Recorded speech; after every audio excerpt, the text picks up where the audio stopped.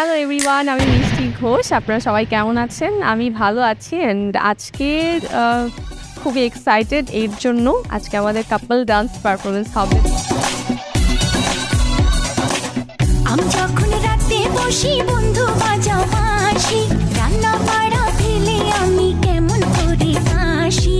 দেন comedy হবে, যেটা আগে কখনো করিনি, কমেডি করিনি, কিন্তু ডান্স শুনেই মনটা ভালো হয়ে গেছে, কারণ আমার নাচ করতে আমি অনেক বেশি পছন্দ করি। রান্না বাড়া ফেলে আমি কেমন করে আসি, দাদা দাদিরে আমি কি দিয়া বুঝাই, কাঙ্ক্ষের কলসি নিয়া আমি প্রেম যমুনায় যাই। কোশ্চেন রাউন্ড একটা সেগমেন্ট আছে, এটার জন্য একটু নার্ভাস, বিকজ স্টেজের মধ্যে জাজেসটা কি কোয়েশ্চেন করবেন, এটা কি অ্যান্সার করবো, সো এটা নিয়ে একটু নার্ভাস ফিল করছি। অ্যান্ড ডান্সে আমাদের কোরিওগ্রাফার ছিলেন আমার খুবই ফেভারিট আসাদ খান স্যার।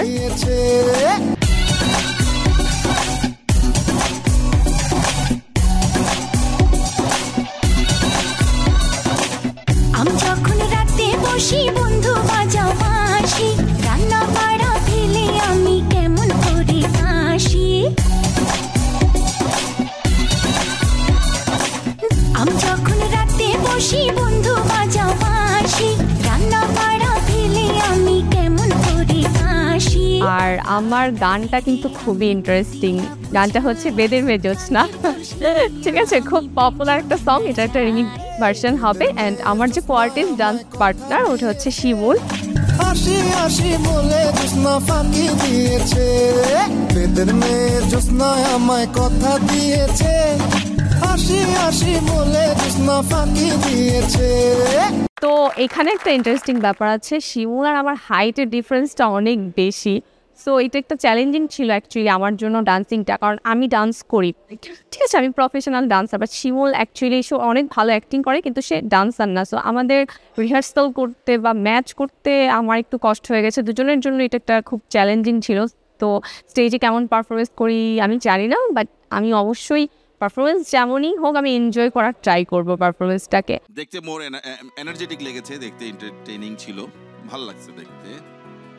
স্যার তোমরা আমার কাছে যেটা মনে হয় তোমরা নিজেদের দিকে তাকানো আরো বেটার ছিল। আমার কাছে মনে আমাদের দিকে তাকিয়ে তাকিয়ে নাচছিলে কেন?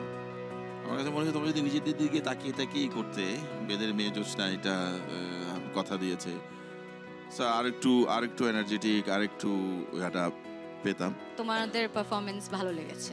এটা একটু বেদের মেয়ে জোছনা গানটার একটু মডার্নাইজড একটা কোরিওগ্রাফি, একটু ফান ছিল, একটু কমেডি ছিল কোথাও কোথাও একটু। I have enjoyed it thoroughly. আমার মনে হয়েছে শিমুল ভালো করেছে, কারণ ওই যে শিমুল তো অনেকটা লম্বা, তো সেই যে হাইটের ডিফারেন্সটা বা অনেকগুলো জিনিস হয়তো লম্বা মানুষরা একটু ভুল করলে বেশি চোখে পড়ে, কিন্তু আমার সেরকম মেজর কিছু চোখে পড়েনি। Overall I liked it. But সবচেয়ে যেটা ভালো লেগেছে সেটা হচ্ছে ইউ এনজয়েড দ্যাট বিট, এটা ভালো।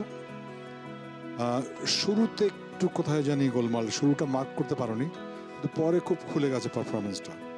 এবং এই ইসের যেটা হয় যে একটু ওভার, একটু একটু অন্যরকম মুখ, সেইটা খুব ভালো ছিল। মিষ্টি বিং এ ডান্সার, আমার মনে হচ্ছে তোমার ভ্যারিয়েশন দরকার ছিল, কোথাও গিয়ে আরেকটু অন্যরকম এক্সপ্রেশন।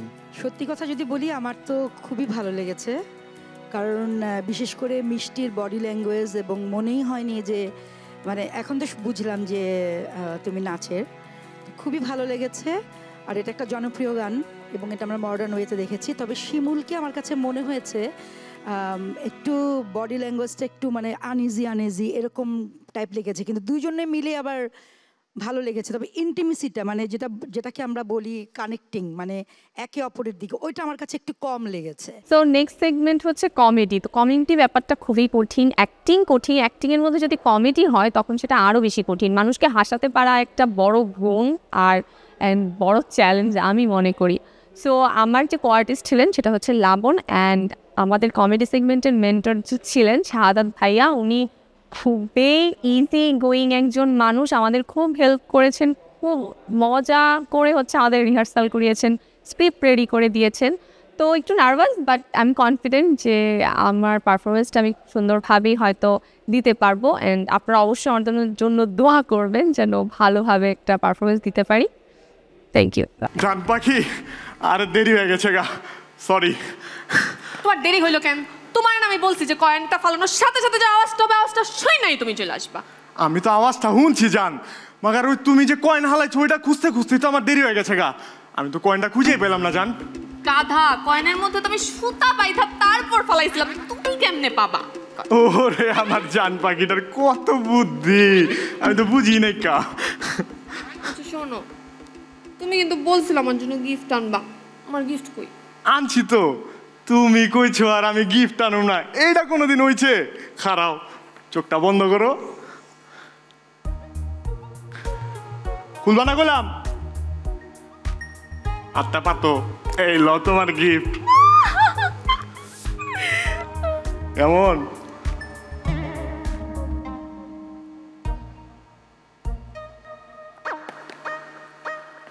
কি খালি কেন? গিফট কই?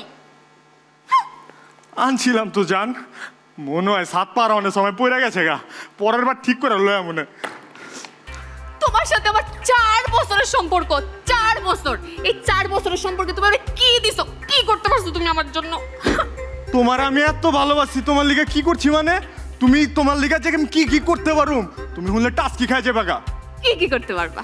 তুমি যদি একবার খালি কও, আমি আমি আগুনের ভিতরে ঝাঁপ দিয়ে বারবার পারুম। এরপরে তোমার, তুমি যদি কও, পাহাড় পর্বত সব টপকে উঠে যেতে পারুম। তুমি যদি জান খালি একবার কও, এই দুনিয়ার সব স্বর্ণ তামা করে আলামু। এই মজনু, এদিকে আসো, এদিকে আসো। কও, কালকে তুমি আমার সাথে দেখা করতে কেন আসো নাই? তোমার মাথা খারাপ হয়েছে? কালকে যে রোদ উঠছিল এর ভিতরে বাইরে অন যায়? বাহ বাহ বাহ বাহ বাহ, এই তোমার ভালোবাসার নমুনা না? সামান্য রোদ তুমি পার করে আসতে পারো নাই? জান, তুমি আমার ভালোবাসাটা কোন দিন বুঝবা কত? তুমি জানো, তোমার কথা ভাবতে ভাবতে আমি সারা রাত ঘুমাইতে পারি না, সারা রাত জায়গা থাকি।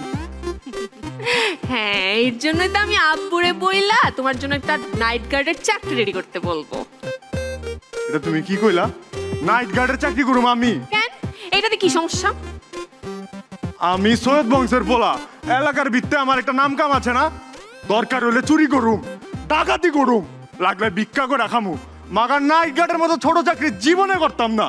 তুমি তা পারবা কেন? তুমি তো শুধু পারবা ভালোবাসার মিথ্যা মিথ্যা ডায়লগ দিতে। কয় কি আমি ভালোবাসার মিথ্যা ডায়লগ দেই? এই এই তুই জানোস, তোর লেগে দেখ দেখ, আমি হাত কাইটা তোর নাম লিখছি। কি কি বলো? সত্যি? হ্যাঁ হাই দেখি, তুমি কাঁদতেছো কেন? ব্যথা লাগতেছে? দেখ, ব্যথা লাগে না। তাহলে কি হইছে? জান হুনলে তো গাইলাইবা, নাম লেখানোর সময় নামের বানানটা ভুলে গেলাইছি। গাধা, বলছি না তোমার এদিকে কিচ্ছু হবে না, তুমি কিচ্ছু পারবা না। এই তুমি খালি একবার কও, তোমার লিগা কি করানো লাগবো? যা বলবো তুমি করতে পারবা? কি লিগা পারুম না? সামনে যে আমার বার্থডে আসতেছে, মনে আছে? আরে তোমার বার্থডে আমি কেমনে ভুলে যাই? তাইলে আমার বার্থডেতে আমার জন্য একটা নেকলেস দিবা। জান, তুমি তো জানো আব্বা জান আমারে যে টাকা পয়সা দেয় এতে তো আমি নিজে চলবার পারি না। এত টাকা দিয়ে তোমার আমি নেকলেস কেমনে কিনা দিমু? তুমি অন্য কিছু চাও? তাইলে একটা কাজ করো। কি কাজ? যে তারিকা নাম স্যার আছে না, ওনার একটু হাসায় দেখাও। জান, নেকলেস কি স্বর্ণের লইবা না ডায়মন্ডের?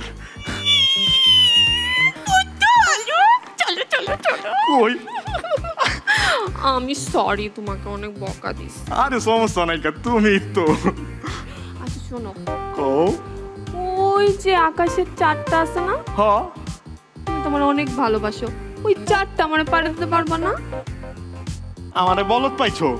ওই চা নাই না আমি তোমারে দিয়া দেই, আর মাইনছে ঈদ করবো কি তোর বাপের মুখ দেখা? এই, তুমি বাপ তুলে কথা বলছো কেন? বাপ তুলে কথা বলছো কেন? তোমার সাথে আমার সম্পর্ক শেষ। আচ্ছা শেষ, যা যা। শেষ শেষ। এই খারা, কি সম্পর্ক শেষ করণের আগে তোর লগে আমার যেসব হিসাব নিকাশ আছে ওইগুলা ক্লিয়ার কর। দেখছো তুমি কত সস্তা মন মানসিকতা দেখছো? এই তুমি কি দিছো? আমি এখনই আনতাছি, আমি সব ফেরত দিয়ে দিব সব। হুন, তোরে যে আমি ৭,৭৩৫টা চুমা দিছি ওইটা আগে ফেরত দে। ছি, ছি, কি বাজে মন মানসিকতা! ছি ছি ছি ছি ছি ছি। ওই আমি বাজে, আমি সস্তা? আমি যদি সস্তা হই তুই তো একটা ফটকাবাজ, তুই তো একটা মিথ্যাবাদী। এই কি মিথ্যা কথা বলছি আমি? কি মিথ্যা কথা বলছি? এই তুমি তার কষ্ট নাই? তুই কষ্ট নাই কালকে তোর খালা লাগে ঘুরতে গেছিলি BMW তে কইরা? হ্যাঁ তো গেছি, কি হইছে তাতে? এখনো মিথ্যা কথা কইতাছে, কত বড় সাহস! তুই যে কালকে 8 নাম্বার লোকাল বাসের সিটের ভিতরে বহা ছিলি, আর 2 সিট পিছে গেলাম আমি বহা ছিলাম। এই মানে তুমি আমারে ফলো করো? হ্যাঁ তুমি আমারে ফলো করো, তার মানে তুমি আমারে সন্দেহ করো। আমি জানতাম। আরে ভালোবাসলে সন্দেহ তো থাকবেই। চুপ, আমি জানতাম।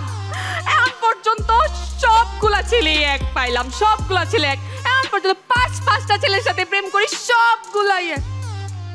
এই আবে হালা কি কইলি তুই? তুই 5টা বলার লগে প্রেম করছ? মুখ ফসকে বের হয়ে গেছে। আমি কার লগে প্রেম করি? ভালোবাসি, আমি অনেক ভালোবাসি। দূর তোর জান, আজকে থেকে সব বাদ, শুধু তোমাকে ভালোবাসি। আমার কোনো দরকার নাই। আচ্ছা শপিংও বাদ, শপিং বাদ, নেকলেস বাদ, সব বাদ, শুধু তুমি। তোরে আমি আর বিশ্বাসই করি না। আচ্ছা কি বলে বিশ্বাস করবো বলো? কি করলে বিশ্বাস করবো? আমি সব করবো, প্লিজ। সব করবি? যা কমু তাই করবি?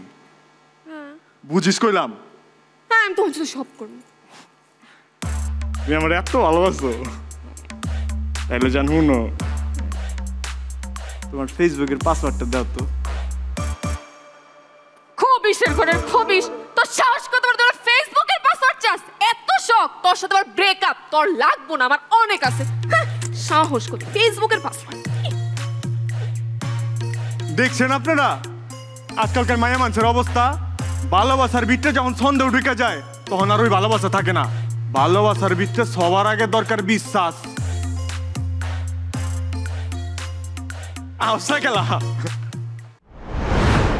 এনাফ কমিক পাঞ্চ থাকা দরকার ছিল এবং টাইমিংটাও ঠিকঠাক। কমেডির তো কমিক টাইমিংটা লাগে ঠিকঠাক, সেটাও ঘাটতি ছিল আর কি। এই আরো বেশি আশা করেছিলাম আর কি। কমেডির বিষয়টা হচ্ছে তৎক্ষণাৎ রিয়্যাক্ট করতে হবে এবং এমনভাবে রিয়্যাক্ট করতে হবে যেটাতে আমরা আমাদের দেখে অডিয়েন্সের দেখে হাসি পাবে বা মজা পাবে অডিয়েন্স। তো কমিক টাইমিংয়ে খুব এই জন্য বেশি ঝুলে গেছে, কমিক টাইমিংটা খুব খারাপ ছিল। ওই যে রিয়ালিস্টিক যে বিলিভটা ওইটা ভেঙে আউট অফ দ্য বক্স কিছু করার নামই হচ্ছে খুব কমেডি অ্যাক্টরসও তাই। You see Charlie Chaplin comedy. আমি খালি একটা কথাই বলবো, কেন জানি ডায়লগগুলো খুব আরোপিত লাগছিল এবং মনে হচ্ছিল যে একজন ডায়লগ শেষ করার জন্য অপেক্ষা করছে। মানে এই জিনিসটা মানে ডায়লগ বলার সাথে সাথে যে ক্যাচ করা, ওই জিনিসটা হলেও মনে হয় একটু ভালো লাগতো। গাজী গ্যাস স্টোভ, রান্নায় আনে শিল্পের ছোঁয়া।